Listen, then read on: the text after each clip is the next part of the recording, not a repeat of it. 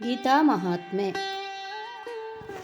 ಯಾರು ಕಾಮನೆಗಳನ್ನೆಲ್ಲ ಬಿಟ್ಟು ಆಸೆ, ಮಮಕಾರ, ಅಹಂಕಾರವಿಲ್ಲದವನಾಗಿ ಜೀವಿಸುತ್ತಾನೆಯೋ ಅವನು ಬದುಕಿನಲ್ಲಿ ಶಾಂತಿಯನ್ನು ಹೊಂದುತ್ತಾನೆ ಮತ್ತು ಯಾವುದೇ ಮಾನಸಿಕ ಒತ್ತಡ, ಕ್ಷೋಭೆಗಳಿಲ್ಲದ ಸುಂದರ ಜೀವನ ಅವನದಾಗಿರುತ್ತದೆ. ಭಗವದ್ಗೀತೆಯಲ್ಲಿ ಗೀತಾಚಾರ್ಯ ಶ್ರೀಕೃಷ್ಣನು ಹೀಗೆ ಹೇಳುತ್ತಾನೆ: ಆಪೂರ್ಯಮಾಣಮಚಲ ಪ್ರತಿಷ್ಠಂ ಸಮುದ್ರಮಾಪಃ ಪ್ರವಿಶಂತಿ ಯದ್ವತ್ ತದ್ವತ್ ಕಾಮಾಯಂ ಪ್ರವಿಶಂತಿ ಸರ್ವೇ ಸ ಶಾಂತಿಮಾಪ್ನೋತಿ ನ ಕಾಮಕಾಮಿ. ಯಾವ ರೀತಿಯಲ್ಲಿ ನಾನಾ ನದಿಗಳ ಜಲವು ಎಲ್ಲ ಕಡೆಯಿಂದ ಪರಿಪೂರ್ಣವಾದ ಅಚಲ ಪ್ರತಿಷ್ಠೆಯುಳ್ಳ ಸಮುದ್ರದಲ್ಲಿ ಅದನ್ನು ವಿಚಲಿತವಾಗಿಸದೆಯೇ ಸೇರಿ ಹೋಗುತ್ತವೆಯೋ ಹಾಗೆಯೇ ಎಲ್ಲ ಭೋಗಗಳು ಸ್ಥಿತಪ್ರಜ್ಞ ಪುರುಷನಲ್ಲಿ ಯಾವ ಪ್ರಕಾರವಾದ ವಿಕಾರವನ್ನೂ ಉಂಟು ಮಾಡದೆಯೇ ಸೇರಿ ಹೋಗುತ್ತವೆ. ಆ ಪುರುಷನು ಪರಮಶಾಂತಿಯನ್ನು ಪಡೆಯುತ್ತಾನೆ. ಸಾಗರವು ಯಾವಾಗಲೂ ನೀರಿನಿಂದ ತುಂಬಿರುತ್ತದೆ.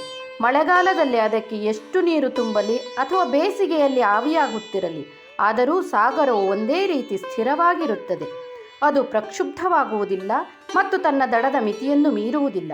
ಅದೇ ರೀತಿ ಕೃಷ್ಣ ಪ್ರಜ್ಞೆ ಅಥವಾ ಸದಾ ಕೃಷ್ಣನ ಧ್ಯಾನದಲ್ಲಿರುವವನ ವಿಷಯದಲ್ಲಿಯೂ ಇದು ಸತ್ಯ.